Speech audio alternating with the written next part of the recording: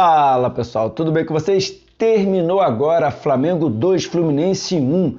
Depois aí de 5 jogos a gente consegue vencer o Fluminense. Ufa!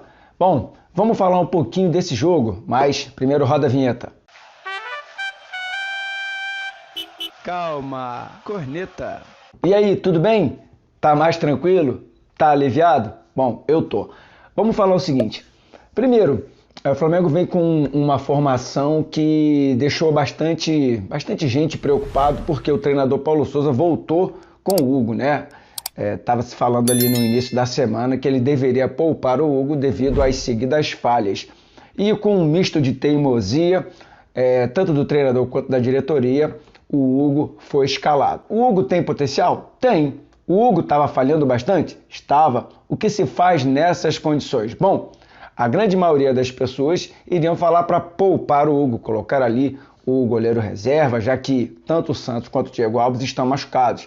Mas o treinador Paulo Souza, acreditando no potencial do Hugo, foi lá e bancou o Hugo e o Hugo fez um jogo maravilhoso. Agora, olha como é interessante o futebol. Para o Hugo fazer um jogo maravilhoso, o jogo da redenção, o time precisa jogar mal, ou seja, o adversário tem que chutar muito a gol. E foi exatamente o que aconteceu. O Hugo foi o destaque, assim como o Andrés Pereira. Por quê? Porque o Fluminense teve amplo domínio do jogo. Então, para a gente entender como é que foi o jogo, vamos falar primeiro do primeiro tempo. O Fluminense começou ali com um ímpeto muito maior, com maior domínio de bola, maior controle de bola, maior controle do jogo, achando com muita facilidade os jogadores entre as linhas do Flamengo, linhas essas que estavam muito espaçadas. Como o treinador Paulo Souza veio com o meio-campo ali formado pelo Ilharão e pelo Andrés Pereira, o Andrés tem uma dificuldade muito grande no combate homem a homem. O Andrés marca muito mal. E aí ficou muito sobrecarregado aquela segunda linha do Flamengo, porque você tem de um lado o Everton Ribeiro, que também marca mal, do outro lado, o Bruno Henrique, que também marca mal, e só sobrou marcar ali o Ilharão. O Fluminense, com muita facilidade, conseguia rapidamente ele transpor essa bola pelas linhas do Flamengo e jogadores ali do Fluminense flutuando entre a linha da zaga e a linha do meio com muita facilidade e, através daí, conseguia também ligar os jogadores de ataque do Fluminense. Então, no primeiro tempo, o Flamengo teve muita dificuldade, principalmente até os 30 minutos, exatamente pelos motivos que eu expliquei aqui. A partir dos 30 minutos o time começou a equilibrar mais, a gente começou a encaixar algumas bolas melhor, e daí o jogo começou a ficar mais equilibrado. Por mais que o Fluminense tenha feito um gol logo no início do jogo, o time do Flamengo começou a sair um pouco mais, começou a criar um pouco mais, mas mesmo assim não estava contando muito com a criatividade de alguns jogadores. A equipe não estava bem no primeiro tempo. Everton Ribeiro apagado, Arrascaeta apagado, o Gabigol ali voltando, saindo muito da área e apagado, errando muitos passes bobos. Mas mesmo no primeiro tempo muito apagado, a gente conseguiu uma jogada ali pelo lado direito com o Everton Ribeiro, ele centra a bola sobra para o Andrés Pereira e ele consegue fazer o gol ali do empate. Esse gol, a gente poderia imaginar que iria dar um pouco mais de tranquilidade para a equipe do Flamengo, porque nós fomos para o intervalo com o jogo em 1-1.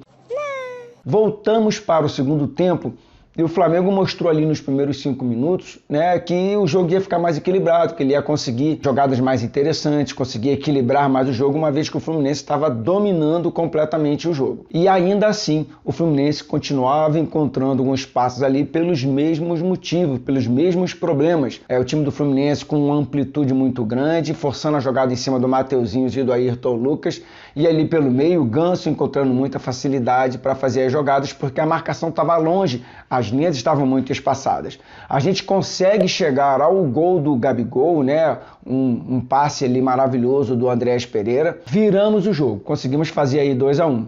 Melhorou a partir daí? Não. O Fluminense continuava dominando o jogo. A bem da verdade é que em outros Fla-Flus a gente jogou melhor e perdia. Nesse a gente jogou pior e vencemos. O que importa? Jogar bem ou vencer? Não sei.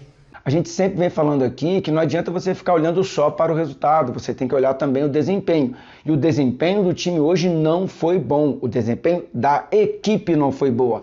Alguns jogadores individualmente se destacaram, como eu falei, o Hugo e o Andrés Pereira. mas a equipe como um todo, ela não conseguiu equilibrar o jogo do Fluminense. O treinador Paulo Souza começou a fazer algumas modificações para ver se conseguia equilibrar um pouco mais. Algumas modificações bastante questionáveis, porque ele trouxe muito mais o Fluminense. Alguns jogadores ali do Flamengo caíram muito de rendimento no segundo tempo. Rodrigo Caio cansou bastante, o Mateuzinho também cansou bastante. Ali no meio campo a gente precisava de um pouco mais de força. O Gabigol cansou, o Bruno Henrique cansou, Everton e Arrascaeta. Todos esses jogadores cansaram muito e o treinador deu um pouco mais de oxigênio. Mas a bem da verdade é que a gente ficou ali num sufoco, um sufoco desnecessário. Um sufoco que a equipe do Flamengo, pela qualidade dos jogadores titulares e pela qualidade dos suplentes, não pode sofrer. Se você analisar o jogo, é completamente irritante. O Pedro, quando entra, o Pedro não corre. O Pedro é de uma marra absurda, não corre, não marca, não dá um pique. Entrou no jogo e não se viu o Pedro. Se a bola não está chegando, joga sem a bola, joga para a equipe. E era o que a gente não via.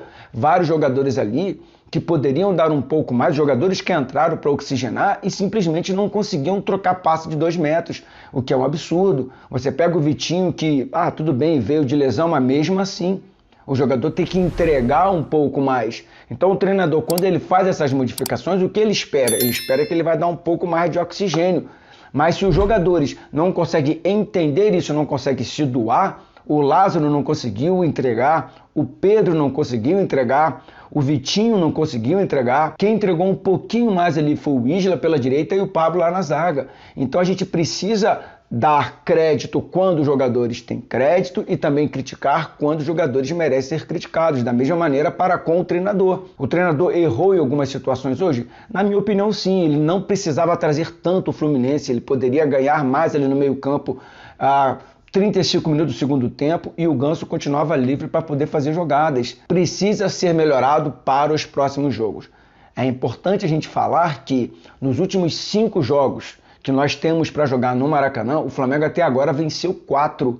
Mas a torcida está satisfeita? Não. A torcida está tranquila? Não. Por quê? Porque ela quer desempenho. Ela quer vitória, mas ela quer também desempenho. A vitória está vindo, mas o desempenho não. O tempo nos dará esse desempenho? A gente espera que sim. Até o momento não está dando. Até o momento a imagem que se passa é que os jogadores não estão comprando a ideia do Paulo Souza. É que os jogadores estão demorando muito para entender qual é a proposta de jogo do Paulo Souza.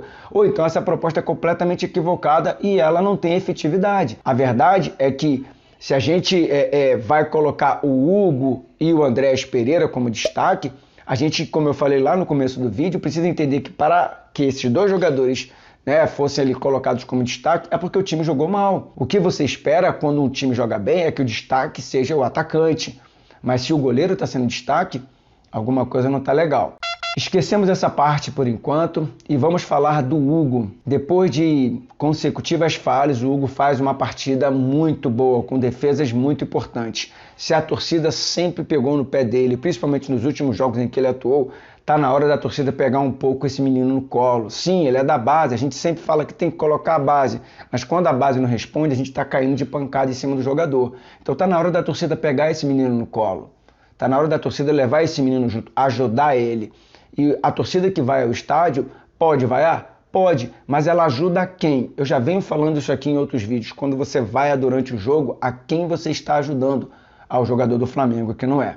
Vamos pegar o Hugo no colo, da mesma maneira que o Andréas Pereira precisa também ser pego no colo. Ele hoje jogou bem, fez um gol, deu assistência para o segundo gol e atuou muito bem, principalmente a partir dos 30 minutos do primeiro tempo. Então tá na hora da gente entender e jogar mais com o time, mesmo que você não concorde com a proposta de jogo do treinador Paulo Souza. A torcida do Flamengo, ela tem que jogar junto com o time, principalmente no Maracanã.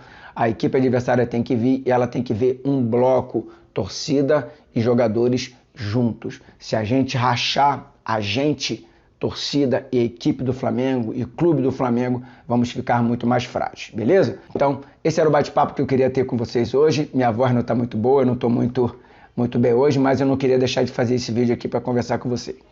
Ganhamos do Fla-Flu, porra! Tava engasgado essa galera aí aqui na minha garganta. Agora é descansar e se preparar para pegar o Fortaleza, valeu? Ó, chegou até aqui, dá um like aí, gostou, compartilha esse vídeo, se inscreve no canal, aperta o botãozinho do sininho ali para mais pessoas poderem acompanhar os nossos vídeos. Saudações rubro-negras para você. Vamos, porra!